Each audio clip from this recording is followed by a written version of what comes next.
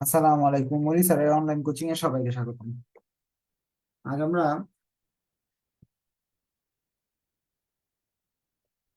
Working capital management অধ্যায়ের lecture শিটের problem 3 করব। এর আগে এই অধ্যায়ের 5টার মতো ক্লাস হয়েছে। যারা এই 5টা ক্লাস মোটামুটি করছেন তারা আজকের ক্লাসটা ভালো করে বুঝবেন। আর যদি আগে করা না থাকে তাহলে বুঝতে একটু কষ্ট হবে।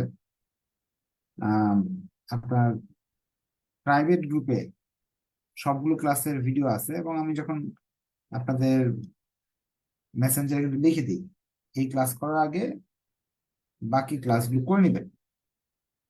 আর এই চ্যাপ্টার আপনার কাছে কঠিন লাগলে এটা বাদ দিয়েও করা যাবে, কিন্তু করে নিলে আপনার জন্য ভালো।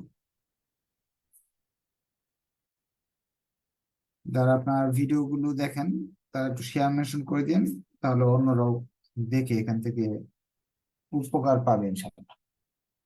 প্রবলেম 3-এ বলতেছে, প্রবলেম 3 না 4, সরি 3 আগে করা হয়েছে। প্রবলেম 4-এ বলছে Nippon limited sells its products on gross profit of 20% on sales. বিক্রয়ের উপর 20% লাভে তারা যখন বিক্রি করে, বিক্রয়ের উপর 10% 20% লাভে বিক্রি করে। The following information is extract from its annual account. নিচে কিছু তথ্য দেওয়া আছে।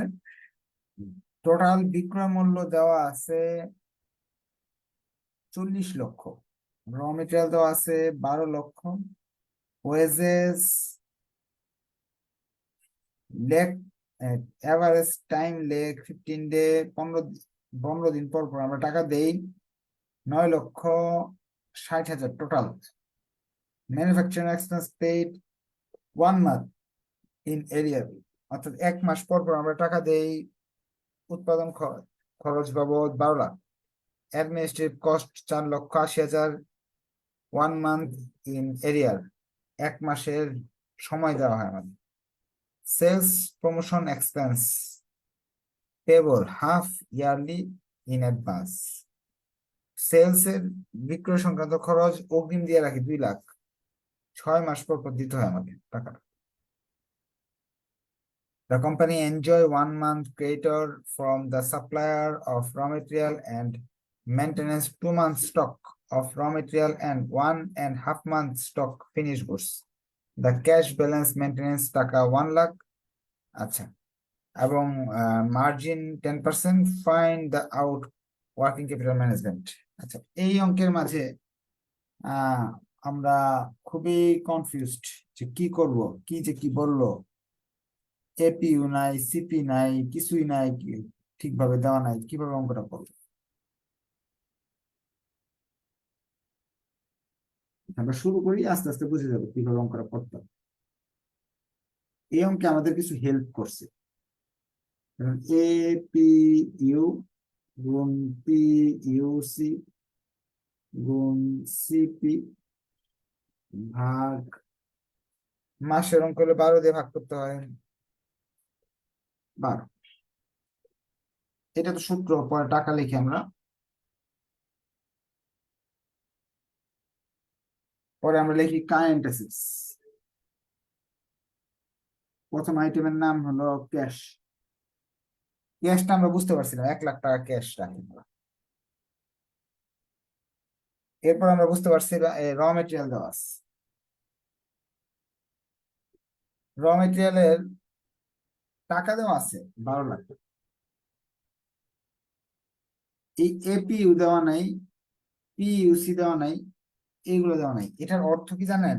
1 বছরে এপিইউ পিইউসির অর্থ হলো, ধরেন একটা মাল বানাতে 10 টাকা লাগে, 1 বছরে আপনার 500 মাল বানাতে হয়, তাহলে মোটমাট 5,000 টাকা লাগবে বার্ষিক। বার্ষিক টোটাল টাকাটা কিভাবে বের করা যায়? পিইউসি আপনার প্রতিটা 10 টাকা করে লাগতেছে, 500 মাল এপিইউ অ্যানুয়াল প্রোডাকশন, তাহলে অ্যানুয়াল কস্ট এটা বেরিয়ে আসলো। অ্যানুয়াল কস্ট কিভাবে বের হয়? পিইউসি আর এপিইউ এই দুটাকে গুণ করলে অ্যানুয়াল কস্ট বের হয়। আমাদের জন্য তারা সুবিধা করছে, এই দুইটা জিনিসের গুণফলের উত্তরটা আমাকে দিয়ে দিছে 12 লাখ। বাকি গুলা আমার করতে হবে। কি কি বাকি তথ্য কি কি দেওয়া আছে প্রশ্নে আবার যাই আমরা।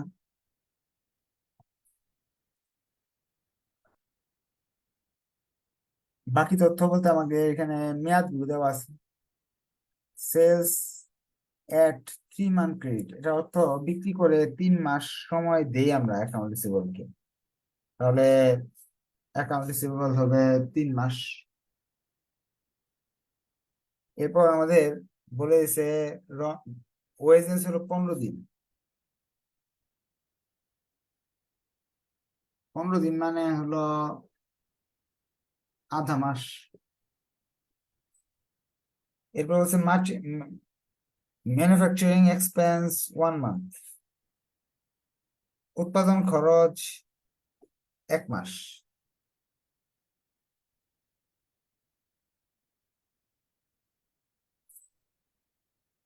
1 মান্থ, হ্যাঁ, 1 মাস।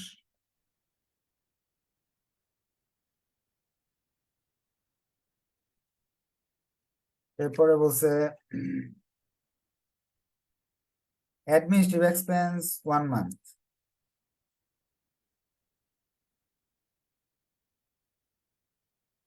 এরপরে বলছে অ্যাডভান্স খরচ করতে হবে হাফ হাফ ইয়ার। হাফ ইয়ার মানে 6 মাস। Advance 6 mass.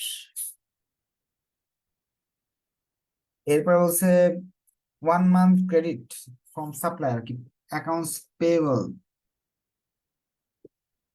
1.5 month, 1 month. Raw material and maintain a 2 month of stock of raw material. 2 মাস stock of raw material. Raw material 2 mass.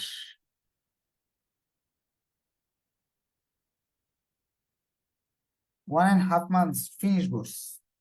Finished goods 1.5 month। তাহলে এর আগেরটা দেওয়া আছে। আচ্ছা, এরপর দেখি আর কি দেওয়া আছে।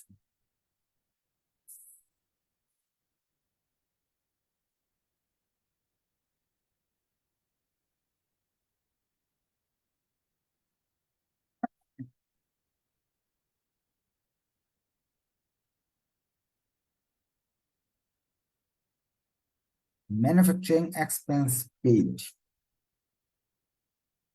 ম্যানুফ্যাকচারিং এক্সপেন্স মানে overhead.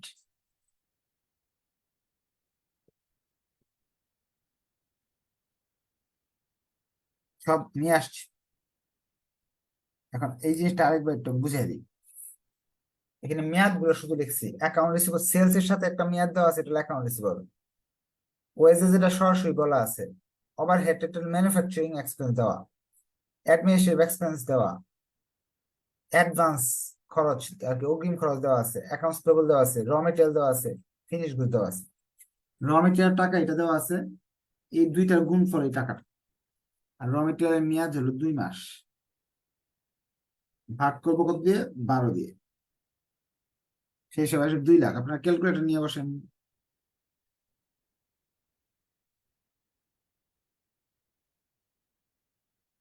Finish goods. Finish goods এখানে ওয়ার্কিং প্রসেস নাই। ফিনিশ গুডস এর টাকা কত হবে? সেলস এর টাকা দেওয়া আছে এখানে দেখেন। সেলস এর টাকা দেওয়া আছে 40 লক্ষ। 40 লক্ষ টাকা আমি বিক্রি করি, তাহলে আমার finish goods cost of goods বা খরচের উপর নির্ভর করে। কতটুকু হলো উৎপাদন খরচ, সেটার উপর নির্ভর করে।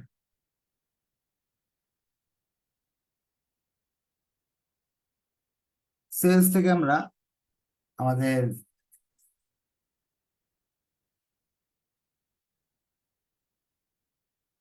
গ্রস প্রফিট বাদ দিলাম, আর 20%, এই সেলস এর 20%। 20% 8 লক্ষ টাকা। বাকি 32 লক্ষ হলো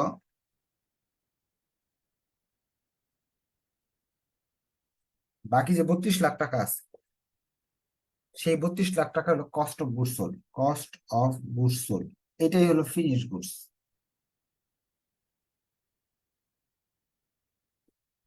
ফিনিশ গুডস এর সময় আছে 1.5 মাস।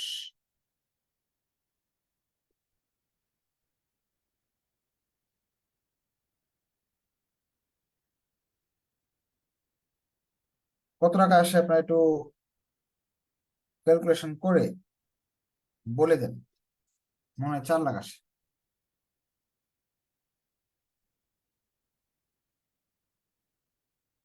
নাম্বার ফিনিশ গুডস এর পরে আমাদের অ্যাকাউন্ট রিসিভেবল।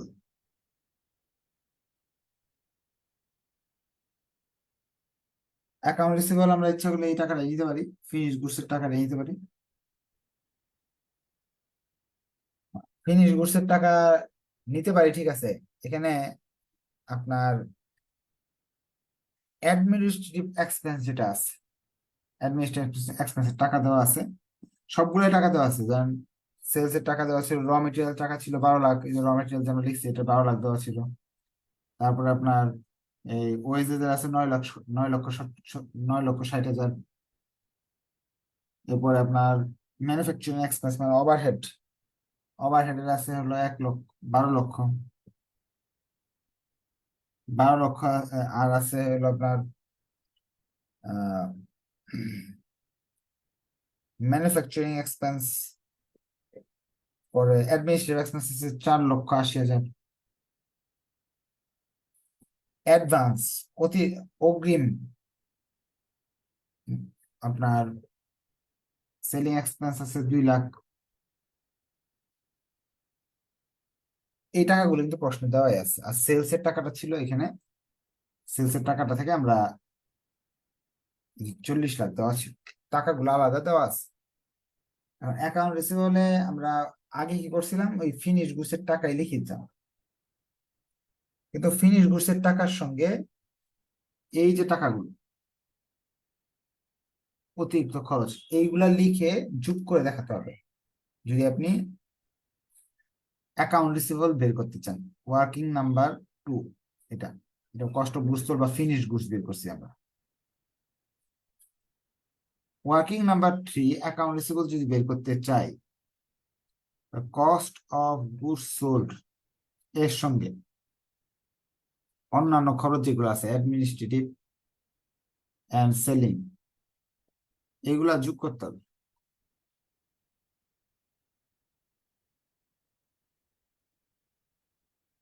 অথবা সরাসরি সেলস দিয়েও করা যাবে, যে কোনো একটা দিয়ে করলেই হবে। তাহলে এখানে অ্যাকাউন্ট রিসিভেবলের সঙ্গে অন্যান্য খরচগুলো আমাকে যোগ করে দেখাতে হবে।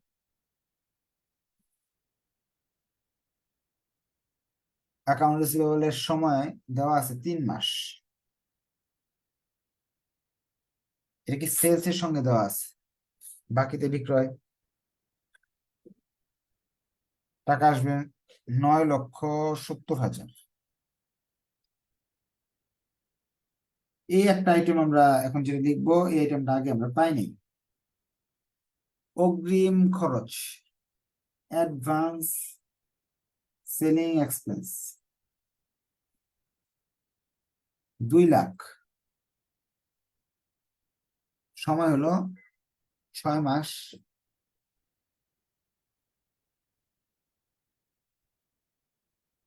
যোগ নামাইলাম,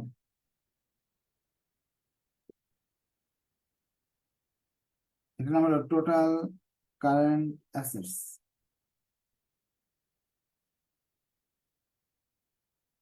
কারেন্ট লাইব্রেরি লিখতে হবে।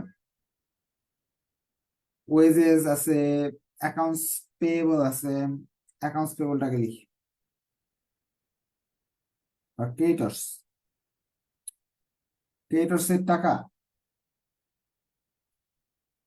র মেটেরিয়াল টাকা আর ক্রেডিটর্স এর টাকা সেম হয়। ক্রেডিটর্স এর সময় বা অ্যাকাউন্টস পেয়েবলের সময় এই যে 1 মাস।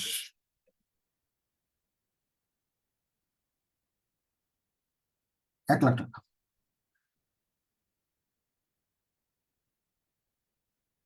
ওভারহেড, এই যে ওভারহেড, ওয়েজেস লিখি নাই, যে ওভারহেড লিখি। ওভারহেড 12 লাখ,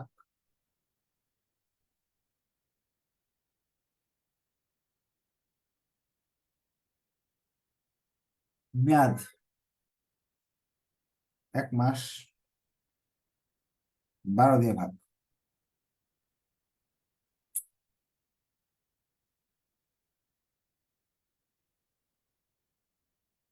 মজুরি, ওয়েজেস,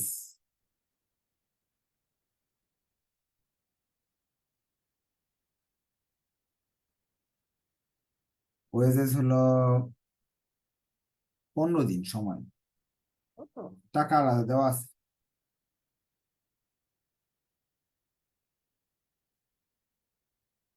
15 দিন মানে হাফ মান্থ, 40 লাখ।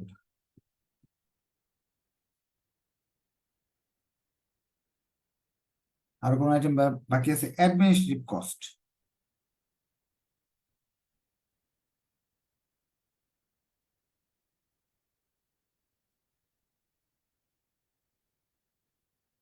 সময় 1 মাস,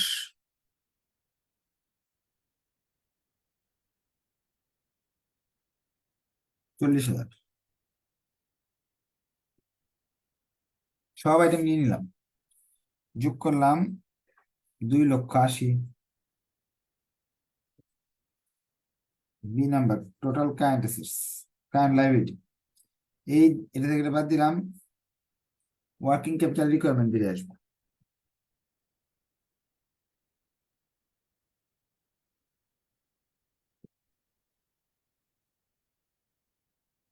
working capital, net working capital আসবে, নেট ওয়ার্কিং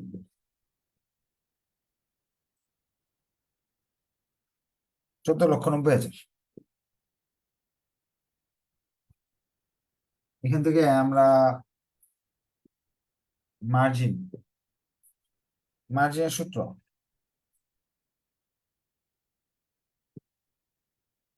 %10 বললে উপরে 10, নিচে 100 - 10, 1,65,555।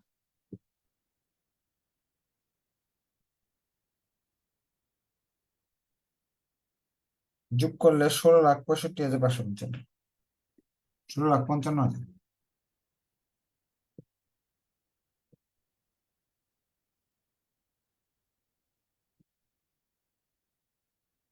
এখন এই যে এটার নাম হলো ওয়ার্কিং ক্যাপিটাল রিকোয়ারমেন্ট, এই অঙ্কের মাঝে নতুন শিখার বিষয়, এই অংশটা এতটুকু অংশ করে দেওয়া আছে। ওয়ার্কিং ক্যাপিটাল ম্যানেজমেন্ট বইয়ের অনেক অঙ্ক আছে, বা এই অধ্যায়ের অনেক অঙ্ক আছে, দেখবেন অনেক ছোট ছোট আসছে পরীক্ষায়। ইউনিভার্সিটি কোশ্চেন অনেক ছোট একটা অঙ্ক আসছে 10 নাম্বার। আইটেম এতগুলো আমাদের মাত্র 2-3টা আছে, বাকিগুলো নাই। বেসিক থাকলে ওইগুলো আপনার 5 মিনিট লাগবে অঙ্ক করতে। যেমন এই অঙ্কটাও তারা সহজ করেছে, এপিইউ পিইউসি কে গুণ করে যে টাকাটা আসে লিখে দিছে, আমাদের কাজ কিছু কমে গেছে, কিন্তু বুঝতে অনেকের সমস্যা হয়, কারণ কি প্র্যাকটিস করে কম। আপনাদের কারো কোন কোয়েশ্চেন থাকলে হাত উঠাতে পারেন। আর এই টাইপের অঙ্ক সাধারণত একেবারে হুবহু আসবে না, কিন্তু নিয়মটা অনেক জায়গায় কমন পড়ার সম্ভাবনা আছে।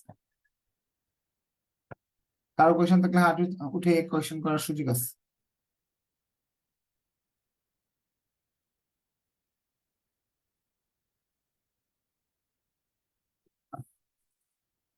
কোয়েশ্চেন করেন, বলেন কি প্রশ্ন। স্যার, এখানে ম্যানুফ্যাকচারিংটা ওভারহেড দিছেন না, তো অ্যাডমিনিস্ট্রেটিভ এক্সপেন্স ওইটাও ওভারহেড হবে না? অ্যাডমিনিস্ট্রেটিভ ওভারহেড লিখতে পারেন। ওভারহেড বলতে ফ্যাক্টরির ভিতরে খরচ গুলাকে ওভারহেড বলে, আর ফ্যাক্টরির বাইরে যে খরচগুলো হয় সেগুলো তো আর ওভারহেড না, ওগুলো কস্ট বলা হয়। আর কোন কোয়েশ্চেন? স্যার, ইয়ে অ্যাকাউন্ট রিসিভেবল স্যার, ওটা কেন স্যার আলাদা করে স্যার বের করা হইলো? ফিনিশ কোর্সের মানটা যদি স্যার এখানে যদি বসাই দিই তাহলে কি হবে না স্যার? অ্যাকাউন্ট রিসিভেবল বলতে পণ্য কত টাকা দিয়ে বিক্রি করা হয়েছে, এখন বিক্রি যেটা হয়েছে সেটা দিলেও হবে বা টোটাল কস্ট দিলেও হবে। আমরা টোটাল কস্টটাই দিচ্ছি।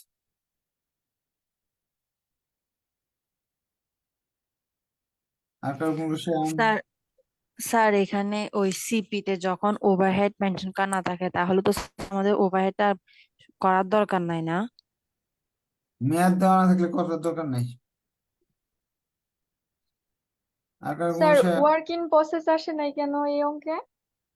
মেয়াদ দেওয়া নাই, আমরা আনবো কিভাবে?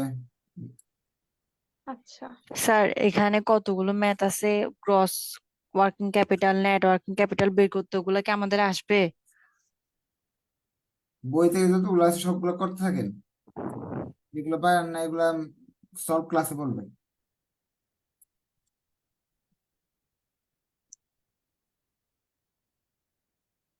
আর কারো কোনো কোশ্চেন?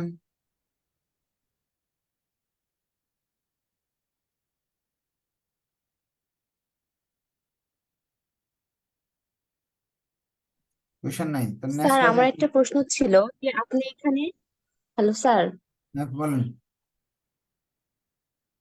স্যার এখানে বলেন কি বলেন। আমরা মাস না দিয়ে দিন দিয়ে অঙ্কটা করতে পারতাম? আপনি মনে হয় এর আগে একটা ক্লাসে বলেছিলেন যে হচ্ছে যদি বছর মাস আর দিন থাকে তাহলে সব থেকে কম যেইটা থাকবে সেইটা দিয়ে আমরা ম্যাথটা করব। তাহলে এখানে 360 দিন হবে।